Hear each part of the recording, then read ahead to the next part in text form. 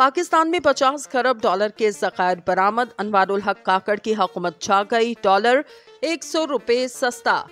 नाजरीन, अल्लाह की रहमत नाज़िल, पाकिस्तान मालामाल हो गया। चीन, रूस, तुर्की, बरतानिया और सुपर पावर से मुबारकबाद। तमाम कर्ज उतारने और तरक्की करने का बंदोबस्त हो गया। अनवारुल हक काकड़ की टीम ने कमाल ही कर दिया, नामुमकिन को मुमकिन बना दिया।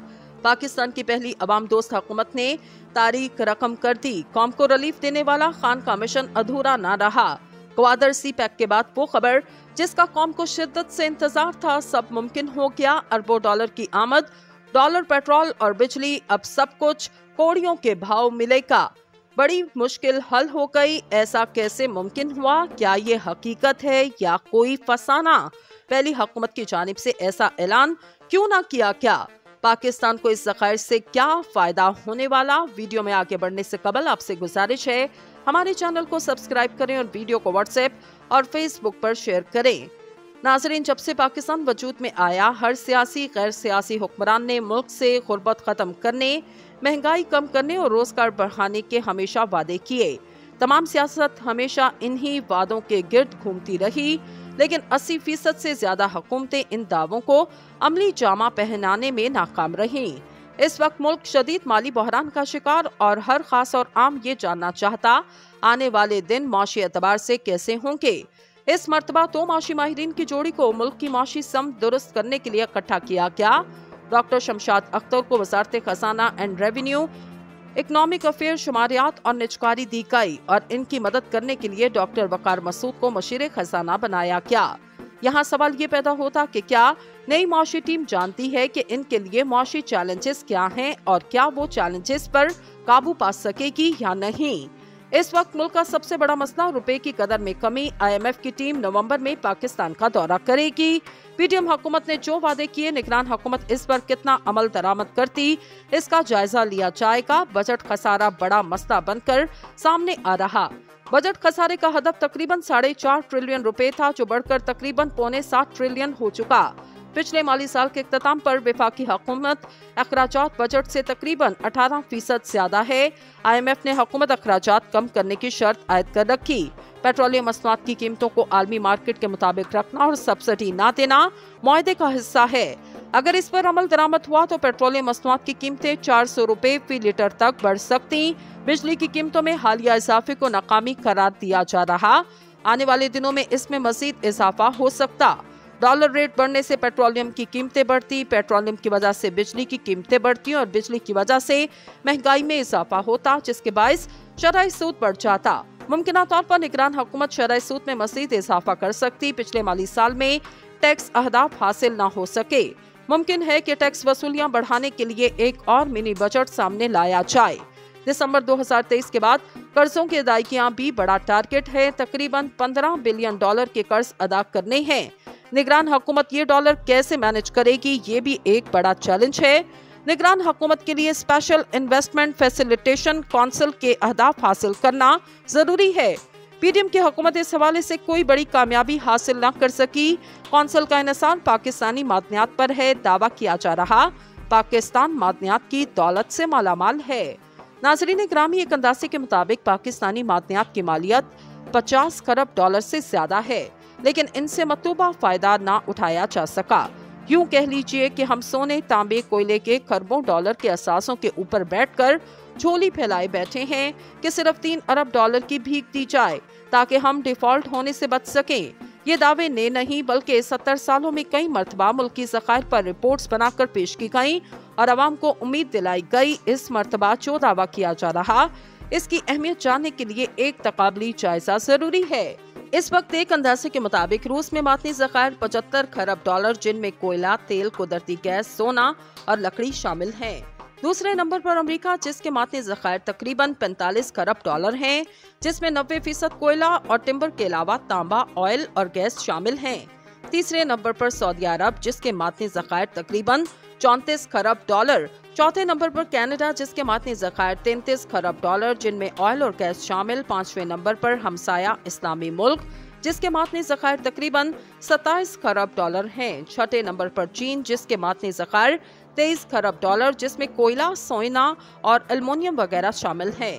7वें नंबर पर ब्राजील जिसके मातनी ज़खायर 22 खरब डॉलर जिसमें सोना, लोहा और गैस शामिल हैं। 8वें नंबर पर ऑस्ट्रेलिया जिसके मातनी ज़खायर 20 खरब डॉलर जिसमें कोयला, सोना, तांबा, टिम्बर और यूरेनियम शामिल हैं।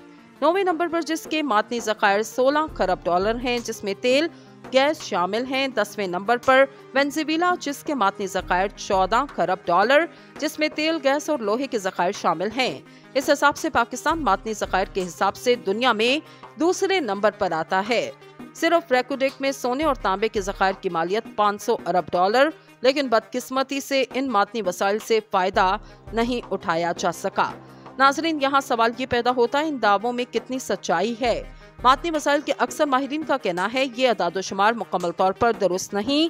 ज़खायर मौजूद होना और इनका काबिल इस्तेमाल होना दो अलग बातें हैं। अभी तक ये अंदाजा नहीं लगाया जा सका कि थर का कोयला किस हद तक काबिल इस्तेमाल है। यहाँ तक बात है रेकोडेक की तो इसका 50% हिस्सा हम पहले ही बेच चुके। माजी में समंदर के अंदर से तेल के बड़े ज़खायर होने के बड़े दावे किए गए, लेकिन जब अमली तौर पर कई माह मेहनत की तो इल्म हुआ कि सब दावे गलत थे। हमारे मुल्क में बगैर तहकीक के ही बड़े नारे लगा दिए जाते। रूस से तेल आने को बड़ा इनकलाब कहा जा रहा था, लेकिन जब वो पहुंचा तो पता चला फायदे के बजाय नुकसान हो गया। लिहाजा मातनी वसाइल की बुनियाद पर तरक्की करना इस वक्त मुमकिन है जब आलमी ताकतें पाकिस्तान के इन दावों पर यकीन करें। अभी तक हम अपने हिसाब में ही अमीर तरीन हैं।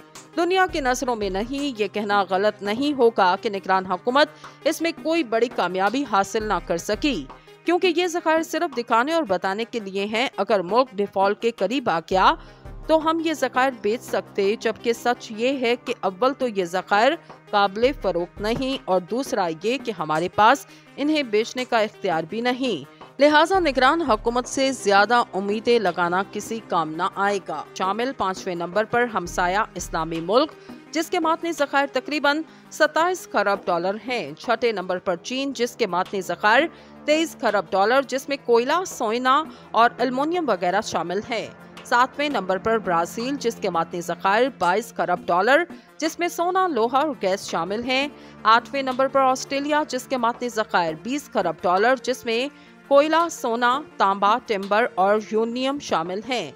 9वें नंबर पर जिसके मातनी ज़खायर 16 खरब डॉलर हैं जिसमें तेल, गैस शामिल हैं। 10वें नंबर पर वेनेजुएला जिसके मातनी ज़खायर 14 खरब डॉलर जिसमें तेल, गैस और लोहे के ज़खायर शामिल हैं।